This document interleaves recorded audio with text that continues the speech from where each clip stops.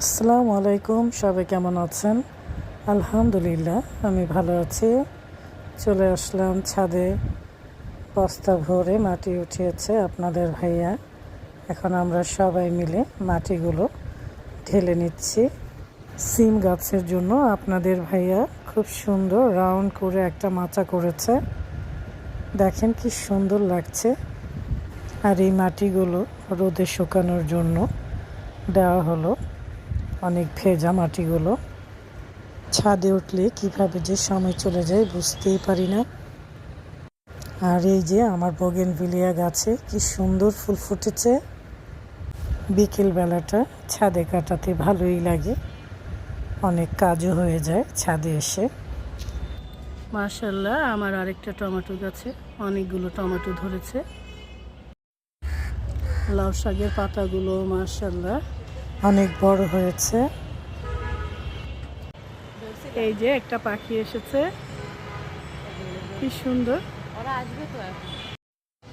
আমার আমড়া গাছের পাতাগুলো পড়ে গিয়েছিল, আবারও হচ্ছে। আর নয়নতারা গাছে কি সুন্দর ফুল ফুটেছে। আজকে কাচকি মাছ ভুনা করেছিলাম টমেটো দিয়ে, খুবই টেস্ট হয়েছিল কাচকি মাছের ভুনাটা। আজকে একটা আচার বানাবো, সব রেডি করে নিলাম। সবজি আচার বানাবো, তাই সব কিছু গুছিয়ে নিলাম। সবজি আচার করার জন্য 5 ফোড়ন, সরিষার তেল, গাজর, মটরশুঁটি, রসুন, ফুলকপি আর আমার ছাদ বাগানের মরিচ নিয়ে নিলাম। আর তেঁতুল গুলিয়ে নিয়েছি। তেঁতুল দিলে আচারটা টক টক হয়, খেতে অনেক মজা লাগে। আমি কড়াই বসিয়ে দিয়েছি, সরিষার তেল দিয়ে দিচ্ছি। রসুনগুলো আমি এরকম গোটা গোটা রেখেছি। এমনিতেও রসুন কিন্তু শরীরের জন্য খুবই ভালো। আমি রসুনটা তেলের মধ্যে দিয়ে দিচ্ছি। দিয়ে দিচ্ছি আস্ত কয়েকটা শুকনো মরিচ।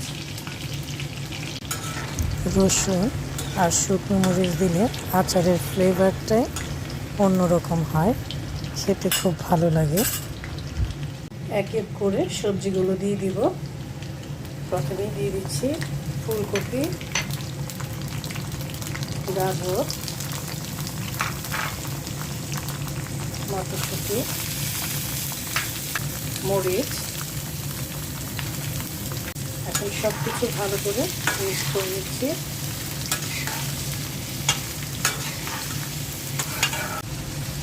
হলুদ দিয়ে দিচ্ছি অল্প করে, দিয়ে দিচ্ছি লবণ,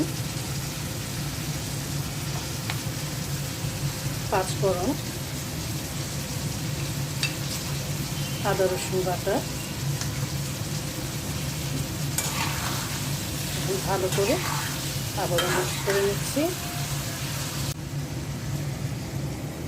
ঢেকে দিচ্ছি সবজিগুলো একটু সেদ্ধ হোক।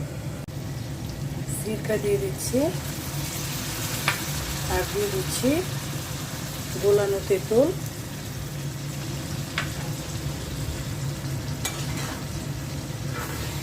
আর অল্প করে একটু চিনি দিয়ে দিলাম আচারের টেস্টটা বাড়ানোর জন্য।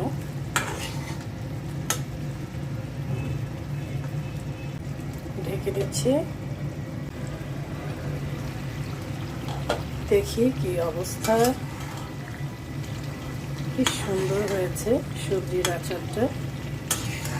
এভাবে সবজির আচার বানিয়ে রাখলে ডাল দিয়ে খেতে কিন্তু দারুণ লাগে, বা মাংস দিয়ে। এই আচারটা একদমই স্বাস্থ্যসম্মত।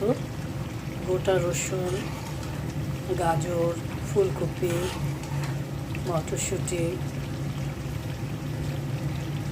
মুখের রুচি ফেরানোর জন্য এভাবে আচার করে রাখলে সবজির খেতে কিন্তু দারুণ লাগে। আপনারাও ট্রাই করবেন। সবজির আচারটা হয়ে গেছে, ঠান্ডা হলে আমি বয়মে ভরে নিচ্ছি। এখন আমি এই কাচের বয়মটা রেডি করলাম আচারটা রাখার জন্য। খুবই সুন্দর গোল্ডেন মুখা। আচারটা ঠান্ডা হলেই আমি এই বয়মে ঢুকিয়ে নেব।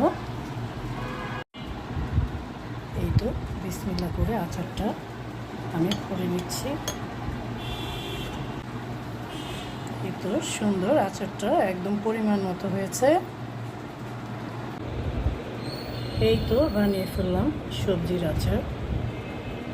গরম গরম ভাতের সাথে, পোলাওয়ের সাথে, রুটি বা পরোটার সাথে খেতে কিন্তু দারুণ লাগবে। সবাই ভালো থাকবেন, সুস্থ থাকবেন। আল্লাহ হাফেজ।